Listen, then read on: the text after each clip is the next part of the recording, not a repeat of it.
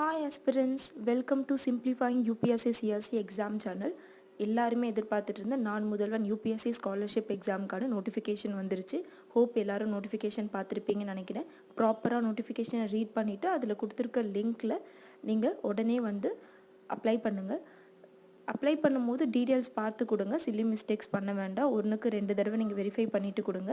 இந்த தடவை எந்த பெருசான சேஞ்சஸும் இல்லை. சிலபஸ் வந்து அதே தான். யூபிஎஸ்சிக்கு என்ன இருக்கோ அதே சிலபஸ் தான். போன தடவை கேட்டால் அதே 100 கொஷின்ஸ் தான் இந்த தடவையும் இருக்க போகுது. 90 question from GS and 10 question from CSAT. And எப்படி ப்ரிப்பரேஷன் பண்ணணும், நான் ஃப்ரெஷராக இருக்கேன், என்ன படிக்கணும், எதுவுமே இப்போ கன்ஃபியூஸ் ஆக வேண்டாம். 30 டேஸ் தான் இருக்குது. நிறைய பேர் வந்து எக்ஸாம்ஸ் வந்து உங்களுக்கு செப்டம்பரில் வரும்னு எதிர்பார்த்துட்டு இருந்திருப்பீங்க. ஸோ இப்போ உடனே வந்துருச்சுன்னா பேனிக் ஆக வேணாம். நம்ம 30 டேஸ்க்கு என்ன படிக்கணும்னு ஆல்ரெடி வீடியோஸ் போட்டிருக்கோம். நம்மளோட ஷார்ட்ஸில் போய் பார்த்தீங்கன்னா உங்களுக்கு இருக்கும். ஃப்ரெஷராக வரீங்க, இன்னும் யூபிஎஸ்சி ப்ரிப்பரேஷனே நான் ஸ்டார்ட் பண்ணலை அப்படின்னா இப்போ உங்களுக்கு புக் எடுத்து ரீட் பண்ணுறதுக்கு கன்ஃபார்மாக கஷ்டமாக தான் இருக்கும். ஒரு 1 வீக் ஒரு சப்ஜெக்ட்டு கொடுத்தாலே முடிக்க முடியாது. ஸோ உங்களுக்கு பெஸ்ட் பிளான் எதுனா, all India civil service coaching சென்டரில் நம்மளுக்கு யூடியூப் சேனல் இருக்குது. நிறைய பேருக்கு அது தெரிஞ்சிருக்கும். அந்த யூடியூப் சேனலில் நீங்கள் போய் யூபிஎஸ்சி ஃபவுண்டேஷன் கோர்ஸ் பிளேலிஸ்ட்டை கம்ப்ளீட்டாக பாருங்கள்.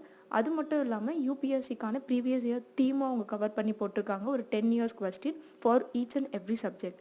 ஸோ நீங்கள் அந்த வீடியோஸையுமே சைட் பை சைடு ஒரு சப்ஜெக்ட் முடிக்கும் போது அதுக்கான ப்ரீவியஸ் இயர் கொஸ்டினும் நீங்கள் பார்த்தீங்கன்னா it will be very helpful for you. Once நீங்கள் அந்த எல்லா வீடியோஸுமே கம்ப்ளீட் பண்ணதுக்கப்புறம் பாஸ்ட் 5 இயர்ஸ் யூபிஎஸ்சியோட ப்ரீவியஸ் இயர் கொஸ்டின் எடுத்து சால்வ் பண்ணுங்கள் for both GS and CSAT. And நீங்கள் நான் முதல்வனோட கடந்த 2 வருஷத்தோட கொஸ்டின் பேப்பரை எடுத்து சால்வ் பண்ணிங்கன்னா உங்களுக்கான ப்ரிப்பரேஷன் ஒரு அளவுக்கு கம்ப்ளீட் ஆகிடும். ஸோ இப்போ இருக்க 30 டேஸை எவ்வளோ கன்சிஸ்டண்ட்டாக எஃபிஷியண்ட்டாக நீங்கள் ப்ரிப்பேர் பண்ணுறீங்கன்றதை பொறுத்து தான் உங்களோட அப்கமிங் ரிசல்ட் இருக்க போகுது. ஸோ கன்சிஸ்டண்ட்டாக எல்லாருமே ப்ரிப்பேர் பண்ணுங்கள். கண்டிப்பாக உங்களாலையும் கிளியர் பண்ண முடியும். அண்ட் இந்த எக்ஸாம் பற்றி உங்களுக்கான எந்த டவுட்ஸ் இருந்தாலும் கமெண்ட் செக்ஷனில் போடுங்க. நான் முடிஞ்ச வரைக்கும் அந்த எல்லா டவுட்ஸுமே கிளியர் பண்ணுறேன். அண்ட் இதில் ஒரு சின்ன சேஞ்ச் என்ன பண்ணியிருக்காங்க இந்த நோட்டிஃபிகேஷனில் பார்த்தீங்கன்னா, கடந்த 2 வருஷம் ஸ்டைஃபன் நீங்கள் வாங்கியிருந்தீங்கன்னா இந்த தடவை நீங்கள் அப்ளை பண்ண முடியாது. எஸ், ஒரு ரெஸ்ட்ரிக்ஷன் இதில் வந்து போட்டிருக்காங்க. ஒரு 2 டைம்ஸ் நீங்கள் இதில் ஸ்டைஃபன் வாங்கிட்டீங்கன்னா அதுக்கப்புறம் உங்களால் அப்ளை பண்ண முடியாது. ஆனால் நீங்கள் all India civil service coaching சென்டரோட ரெசிடென்ஷியல் ப்ரோக்ராமுக்கு அப்ளை பண்ணலாம். அதுக்கான நோட்டிஃபிகேஷன் செப்பரேட்டாக வரும். நான் அதையுமே நம்ம சேனலில் அப்டேட் பண்ணுறேன். ஸோ அந்த நோட்டிஃபிகேஷன் வந்ததுக்கப்புறம் நீங்கள் அதில் போய் அப்ளை பண்ணுங்கள். ஸோ இதை வந்து என்னடா நம்ம சான்ஸ் போயிடுச்சுன்னு சொல்லிட்டு யாருமே பேனிக் ஆக வேணாம்.